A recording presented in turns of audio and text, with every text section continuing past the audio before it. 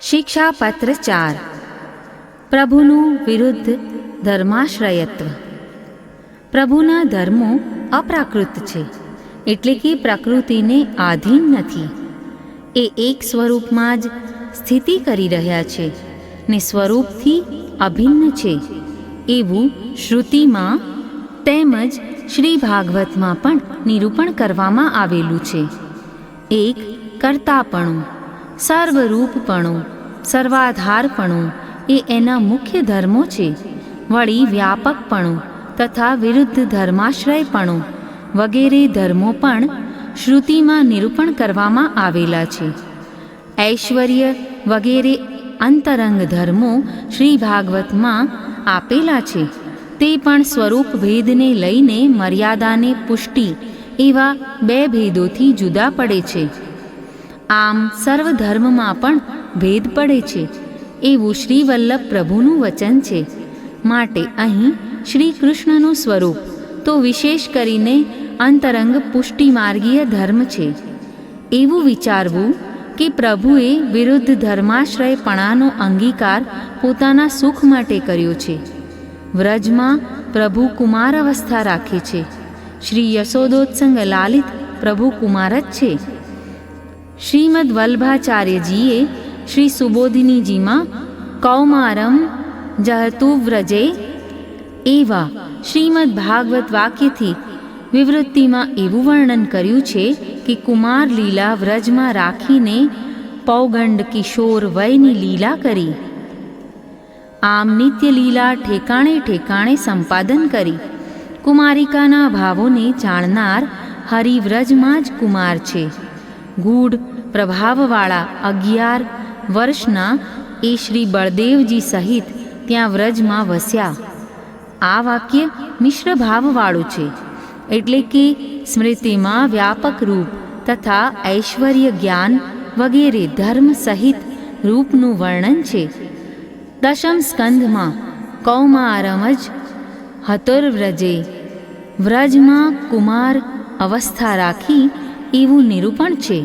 ત્રીજા સ્કંધમાં એકાદશ સમાસ્તત્ર ગૂઢાર્ચિ સબલો વસત એવું વર્ણન છે. આમ વ્યાપક કૌમાર ને પૌગંડ કિશોર અવસ્થાના પ્રતિપાદક વાક્યો છે, પરંતુ વસ્તુતઃ હરિ કેવળ કુમાર જ છે.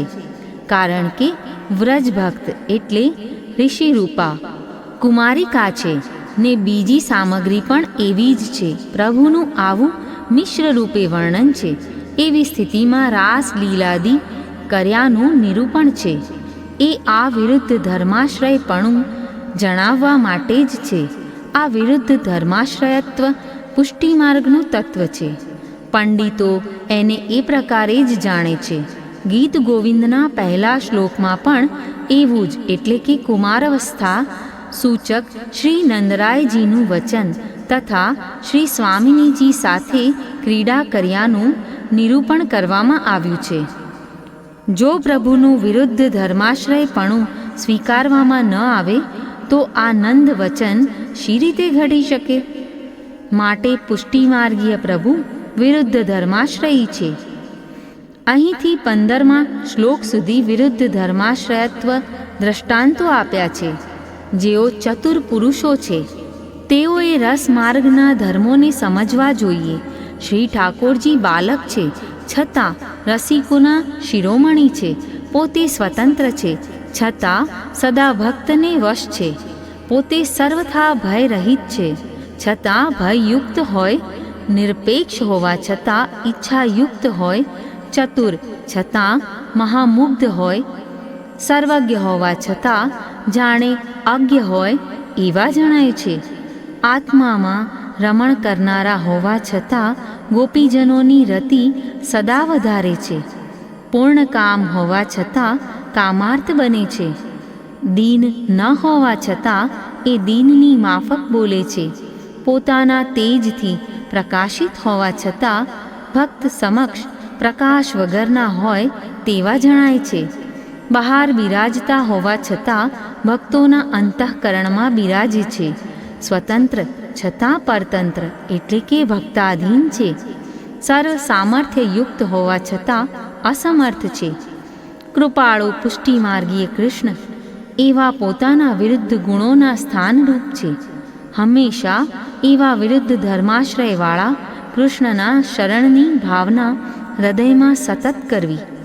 જીવ સાધન રહિત હોય અથવા તો સાધન કરનારો હોય, અસાધુ હોય કે સાધુ હોય, એ ગમે તેવો હોય, છતાં જો એ ભગવાનને શરણે જાય તો નિશ્ચિંતપણે સર્વ પ્રકારે ફળની પ્રાપ્તિ કરે છે. ભક્તિ માર્ગમાં શરણ જ સાધન છે ને શરણ જ ફળ છે. માટે સર્વ ધર્મનો પરિત્યાગ કરવામાં આવે તો સ્વતંત્ર ફળરૂપ એવા શરણની પ્રાપ્તિ થાય. જ્યારે ભગવાનની અનવતાર દશા હોય ત્યારે મહાપુરુષના સંબંધથી એવું શરણ સિદ્ધ થાય છે. જો તાદૃશીની કૃપા હોય તો એના દ્વારા એ સિદ્ધ થાય. એવા મહાપુરુષની પરોક્ષમાં જ્યારે ભૂતલ ઉપર ન બિરાજતા હોય ત્યારે એમના વચનામૃત અનુસાર એમણે પ્રગટ કરેલા માર્ગમાં જ અનન્યતાથી સ્વયં સ્થિત રહેવાથી, અર્થાત આપ શ્રીના સિદ્ધાંત અનુસાર વર્તન કરતા આવો શરણભાવ અવશ્ય સિદ્ધ થાય છે. જે સંસારીઓ દુષ્ટ સંગવાળા છે, અન્ન દોષથી જેઓ બહિર્મુખ અને ઉન્મત્ત બન્યા હોય છે, તેવાઓની સ્થિતિ પુષ્ટિ માર્ગમાં ક્યાંથી થાય?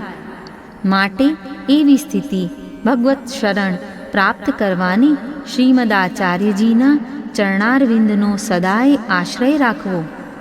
એમ કરવાથી સર્વ કંઈ સિદ્ધ થઈ જશે.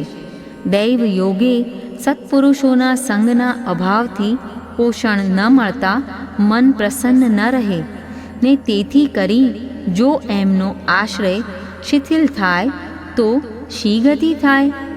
એવી ચિંતા મારા હૃદયમાં રહ્યા કરે છે. લૌકિક ક્લેશનો સંબંધ પણ હરિના અંગીકારનું લક્ષણ છે એવું સમજવું.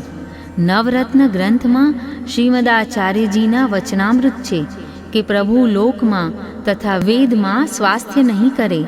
જેઓ એવો શ્રીના જીવો છે તેમણે સ્વામીના હૃદયનું આવું હાર્દ જાણી એનાથી સંતોષ રાખવો.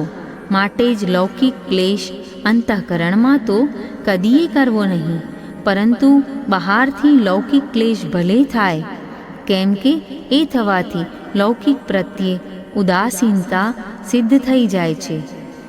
એવું પણ બને કે દુત્સંગથી ઉત્પન્ન થતું દુઃખ હોય, બીજું લૌકિક આવેશજન્ય દુઃખ હોય, ત્રીજું સત્સંગના અભાવનું દુઃખ હોય અને ચોથું માર્ગની સ્થિતિનું પણ દુઃખ હોય.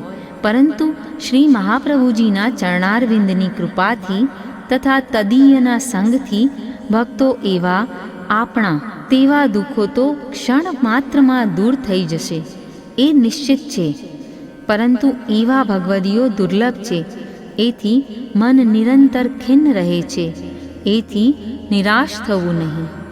જ્યારે કૃપા પૂર્ણ પ્રભુ દીનતાને લઈને કૃપા કરશે ત્યારે શ્રી આચાર્ય ચરણમાં આસક્તિવાળા ભગવદીય જનનો સત્સંગ આપમેળે થશે. એક શ્રી કૃષ્ણ શરણમ મમ, શ્રી કૃષ્ણ જ અમારું શરણ છે એ ભાવના કરવી. એ વગર અમારી તો બીજી ગતિ જ નથી.